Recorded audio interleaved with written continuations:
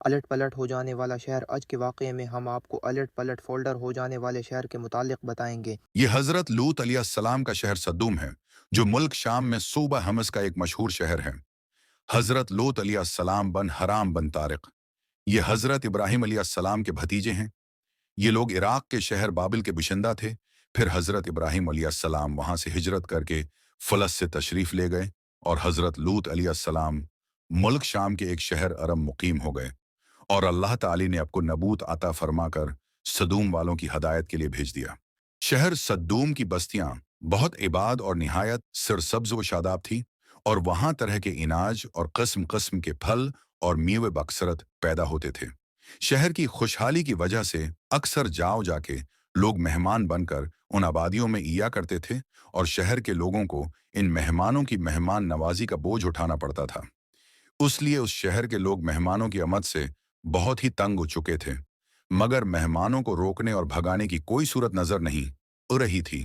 اس ماحول میں ابلیس ایک بوڑھے کی صورت میں نمودار ہوا، اور ان لوگوں سے کہنے لگا کہ اگر تم لوگ مہمانوں کی آمد سے نجات چاہتے ہو تو اس کی ایک تدبیر میں تمہیں بتاتا ہوں۔ تو ابلیس نے ان لوگوں کو اکٹھا کیا اور ان کو کہا کہ جب کوئی مہمان تمہاری بستی میں یہ تو تم لوگ زبردستی اس کے ساتھ بدفعلی کرو۔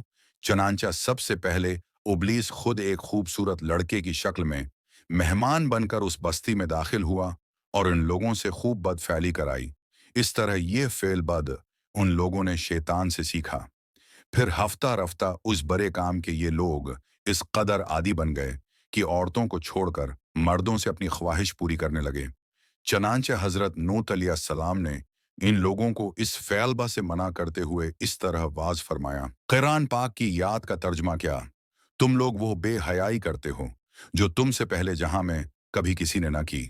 تم مردوں کے پاس خواہش سے جاتے ہو، اور تم کو چھوڑ کر بلا شبہ تم لوگ خود سے گزر گئے ہوں۔ حضرت لوط علیہ السلام کی صلاحی واز کو سن کر ان کی قوم نے نہایت بے باقی اور انتہائی بے حیائی کے ساتھ کہا، اس کو قرآن کی زبان سے سنیے۔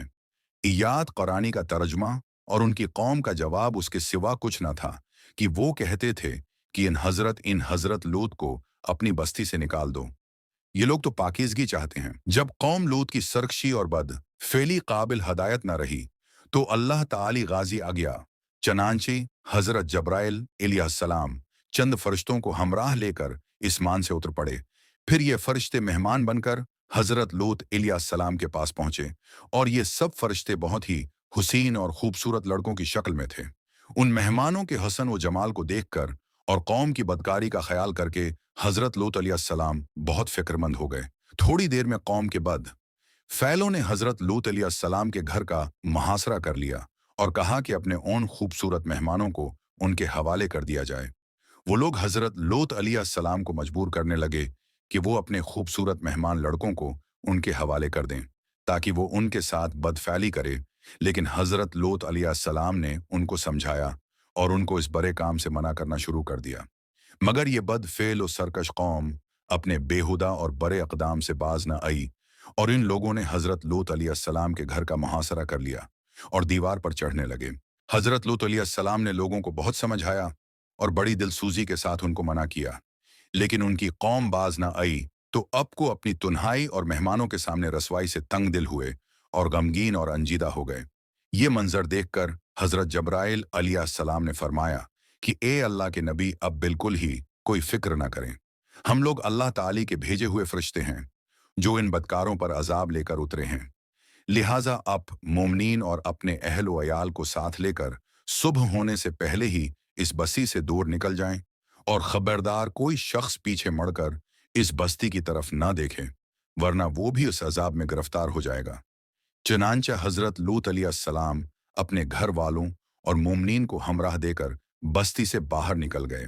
پھر حضرت جبرائیل علیہ السلام نے اس شہر کی پانچوں بستیوں کو اپنے پروں پر اٹھا کر اسمان کی طرف بلند ہوئے اور کچھ اوپر جا کر ان بستیوں کو الٹ دیا، اور یہ آبادیاں زمین پر گر کر چگنا چور ہو کر بکھر گئی۔ پھر کنکر کے پتھروں کا می برسا دیا، اور اس زور کی سنگواری ہوئی کہ قوم لوط کے تمام لوگ مر گئے، اور ان کی لاشیں بھی ٹکڑے ٹکڑے ہو کر بکھر گئی۔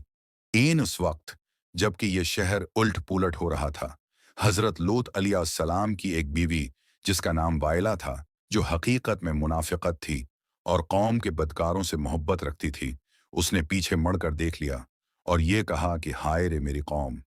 ये कहकर खड़ी हो गई। फिर अजाब उलाही का एक पत्थर उसके ऊपर भी गिर पड़ा और वो भी हलाक हो गई। चनांचा कुरान मजीद में अल्लाह ताली का इरशाद है कि तर्जुमा आयात कुरानी का, तो हमने हजरत लूत और उनके घर वालों को नजात दी सिवाय उनकी एक औरत के कि वो रह जाने वालों में हुई, और हमने उन पर एक मी बरसाया, तो देख लो कैसा इंजाम हुआ मुजरिमों का। जो पत्थर उस कौम पर बरसाए गए वो कंकरों के टुकड़े थे, और हर पत्थर पर इस शख्स का नाम लिखा हुआ था जिसने उस पत्थर से हलाक होना था। दरसे हदायत, इस वाकया से मालूम हुआ कि लवातत किस कदर शदीद और होलनाक गुनाह कबीरा है कि इस जुर्म में कौम लूत की बस्तियां उलट पलट कर दी गईं, और मुझे उम्मीद पथरा हो गया। इजाब से मरकर दुनिया से नीज तो नाबूद हो गए। मनकूल है कि हजरत सुलेमान अलैहि इस्सलाम ने एक मरतबा अब्लिसलीन से पूछा कि अल्लाह ताली को सबसे बढ़कर कौन सा गुनाह नापसंद है। तो अब्लिस ने कहा कि सबसे ज्यादा अल्लाह ताली को ये गुनाह नापसंद है कि मर्द मर्द से बदफाली करे और औरत औरत से अपनी ख्वाहिश पूरी करे। ये था हजरत लूत अलैहिस्सलाम और उनकी कौम का सच्चा वाकया। उम्मीद है कि अब लोगों ने उस वाकये से बहुत कुछ सीखा होगा, खास तौर पर